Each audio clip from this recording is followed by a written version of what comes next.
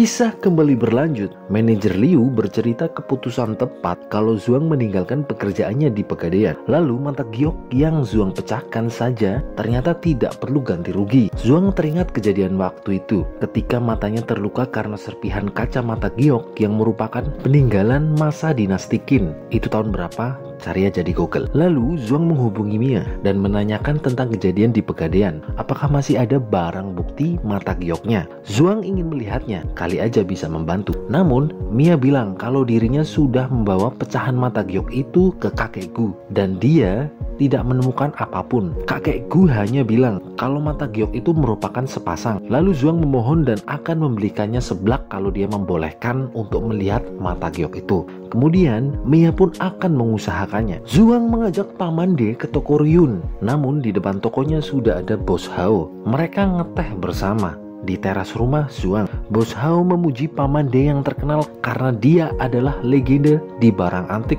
termasuk penemuannya mahkota ponik dinasti warrior. Kok kayak game ya? Zhuang memiliki kemampuan hebat, ya karena gurunya juga hebat, kayak Sun Gokong yang punya guru Tom Sangchong. Lalu Paman De pergi karena nggak enak hati.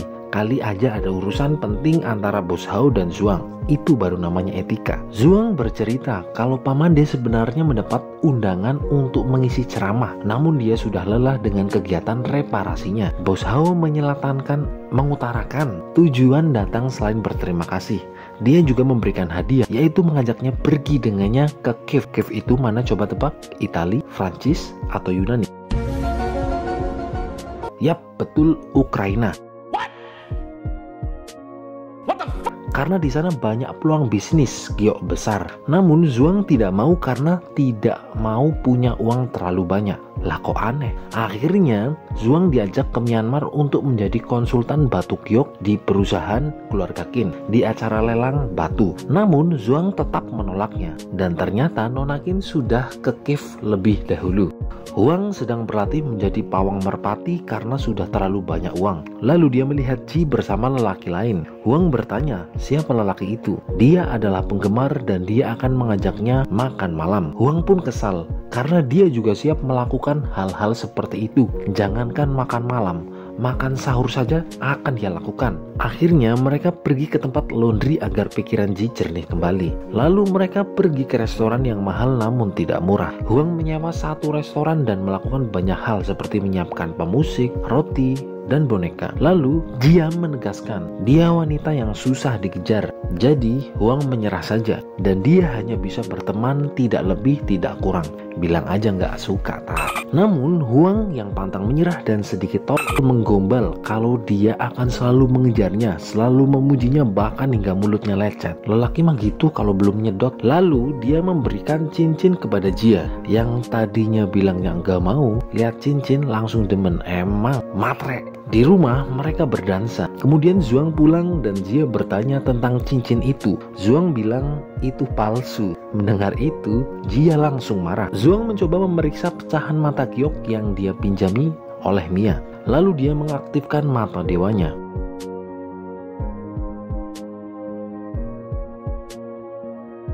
Mia bingung, giok itu biasa namun entah kenapa Bos Yue yang sudah hamsyong mempertaruhkan dirinya untuk merampok Pegadaian. Lalu Zhuang menjelaskan ini giok yang biasa memang dari dinasti Qin dan dinasti Han, namun tidak memiliki catatan dalam buku sejarah dan tidak ada yang spesial. Dan Zhuang juga penasaran kenapa Bos Yue menginginkannya. Ternyata Zhuang mau pergi ke Kiev mungkin karena Nona Qin sudah berada di sana. Mia terlihat kesal. Mungkin dia memang benar-benar menyukai Zhuang dan benar dia marah, lalu Mia pergi.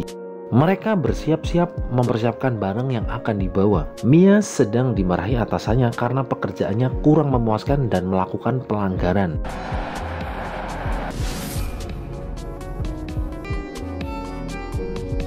Baru 10 menit Zhuang merasakan ketenangan, Huang datang mengganggunya. Mungkin karena Huang memakai jaket merah sehingga ingin selalu berkuasa. Waduh, nggak bahaya tah? Ternyata karena Huang ingin ikut bergabung di kamarnya Zhuang. Ketika Huang sedang mengumpat karena kamarnya memiliki kualitas yang berbeda, Nona Qin datang. Huang yang kesal melarang Zhuang pergi dengan Nona Qin untuk makan malam. Akhirnya karena Zhuang melarang, Zhuang pun tetap pergilah. Nona Qin membelikan Zhuang baju terlebih dahulu biar terlihat ganteng kayak saya. Ketika sedang makan malam rujak cingur dan orek tempe, polisi Mia datang. Dia terlihat kesal karena dikirain ada hal penting untuk pergi ke Kiev, ternyata malah makan orek tempe. Mia menanyakan parfum yang dipakainya. Nona Kim akan memberinya, namun Mia menolaknya karena sudah memakai Rexona. Mia juga diajak untuk ikut bergabung ke acara pesta bersama, namun lagi-lagi Mia menolaknya karena dia tidak suka minum khamar. Kemudian pelayan datang mengantar 3 botol vodka pesanan Mia. Oh, ternyata Mia suka yang minumannya sekali tembak langsung puyeng. Mia terlihat kesal dengan Zhuang. Dia bilang sekarang mereka sudah tidak punya hubungan apapun. Zhuang mendapati fakta kalau Mia diberhentikan karena tak membawa barang bukti keluar kantor tanpa izin. Padahal Mia lakukan itu semua demi Zhuang. Karena rasa bersalah, Zhuang menawarinya menjadi pengawal pribadinya. Akhirnya senyum Mia kembali setelah memesan 5 botol vodka. Dan ini orang. Pesta dimulai. Zhuang dan Nona Kim pergi ke TKP. Ketika sedang melihat lukisan, Kim bertemu teman TK-nya. Lalu dengan sok dekat dia menyentuh pundak Kim sambil menawari totok wajah untuk perawatan pasca kecelakaan. Jelas Nona Kim tidak mau. Pria itu bernama Zeng. Lalu Nona Kim memperkenalkan Zhuang kepada Zeng. Zhuang adalah legenda batu antik. Lalu Zhuang ingin bersalaman.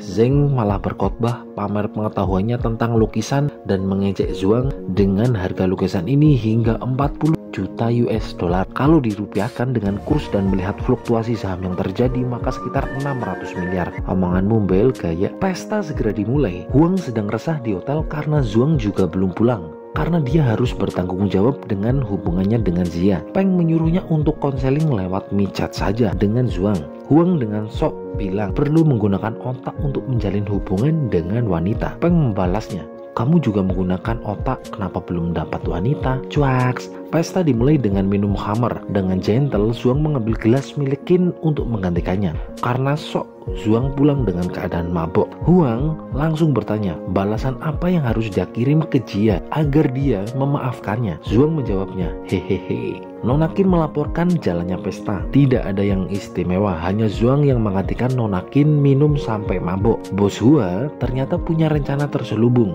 Dia tahu kemungkinan Zhuang memiliki kemampuan mata khusus, dan kalau benar, maka keluarga Kim yang harus menggunakan kemampuan Zhuang. Bos Hua juga menyangka kemungkinan Huang dan Peng juga mengetahui kemampuan matanya. Zhuang dan Peng pergi dengan temannya Nona Kim yang bernama Zeng itu. Huang sedang bersama Mia. Huang terlihat kesal karena harus ditinggal oleh Zhuang. Kembali ke Zhuang dan Peng yang sedang naik Rubicon, namun Zeng bukan anak pejabat. Zeng teman Kim bertanya, kenapa Zhuang bisa bertemu dengan Nona Kim? Dia menjawab karena dia memberikannya belalang. Belalang ya, bukan belalai. Zhuang diajak untuk melihat Zeng berlatih hanggar. Lalu Zhuang mencobanya. Dia ternyata cukup ahli. Zhuang menggunakan taktik maju mundur cantik dan benar, taktik itu tidak berguna. Zhuang kalah dari Cheyo yang ternyata adalah juara hanggar tingkat RT. Huang dan Mia sedang mencari hadiah untuk Jia. Kemudian dikagetkan dengan perampok kali ya. Setelah mereka masuk ke sebuah toko. Di lain tempat, Zhuang melanjutkan pertandingan hanggarnya. Zeng menjelaskan kalau musuh sudah terjatuh maka harus berhenti. Itulah nilai moral dari permainan hanggar. Zhuang terlihat masih kalah, padahal sebelumnya ya kalah juga sih. Apesnya, Huang dan Mia menjadi tawanan karena Mia memang basicnya polisi. Dengan dibantu acting Huang yang super luar biasa aja sih, akhirnya bisa mengembalikan keadaan.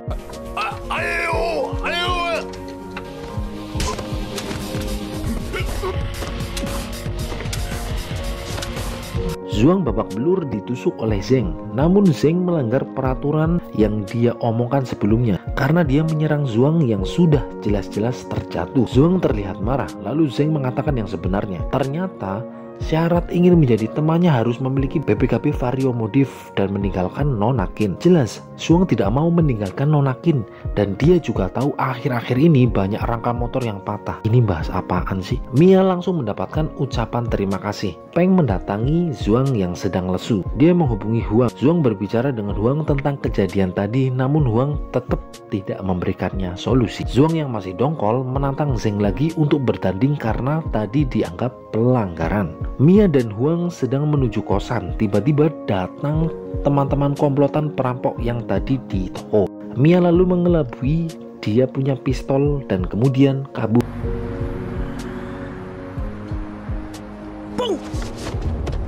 Huang dan Mia yang sedang terpojok tiba-tiba datang sebuah mobil.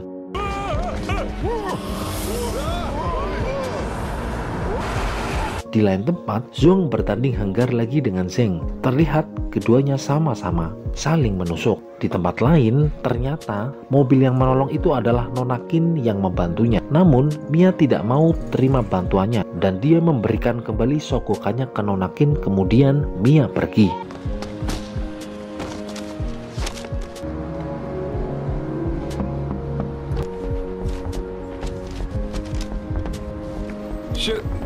Akhirnya Zhuang menang. Ternyata pertandingan sebelumnya Zhuang memang mengalah katanya. Itu alibi. Mia bercerita, tadi dia diserang oleh segerombolan preman lokal. Selagi dikepung, Nona Qin datang dan mungkin keluarga Qin memiliki hubungan dengan para preman itu. Zhuang masih merasa berhutang karena Nona Qin sudah menolong teman-temannya. Huang bilang yang jelas-jelas menolong adalah Mia. Buktinya dia terluka dan Nona Qin hanya bermodalkan duit saja. Peng bercerita kalau Zhuang tadi ditusuk hingga babak belur oleh Zheng, teman Nona Qin, dan Huang tidak menyangka Qin ternyata mempunyai teman yang sengak dan menyebalkan. Zhuang masih membela Nona Qin kalau mungkin Nona Qin tidak tahu bahwa watak jahat sebenarnya dari orang yang bernama Zheng. Huang membalas, ingat, manusia itu berkawan dengan yang satu frekuensi. Orang baik berteman dengan orang baik. Orang yang main slot juga berteman dengan main slot. Udah maksuin belum? Mia terlihat kesal melihat Zhuang yang selalu membela Nona Qin. Di tempat lain, Nona Qin membicarakan pertandingan hanggar Zheng melawan Zhuang. Lalu Nona Qin pergi mencari Jaesu karena di sana hawanya dingin. Di hotel, Huang membacakan kartu undangan Zheng untuk Zhuang. Zheng akan mengadakan asosiasi bisnis Tiongkok. Di sana akan ada pesta, perjudian untuk amal, dan Zhuang akan pergi ke sana karena Nona Qin juga datang ke sana. Karena cemas, Huang, Peng, dan Mia juga ikut ke pesta. Lalu sebelum masuk ke pesta, Zhuang bilang ke Mia kalau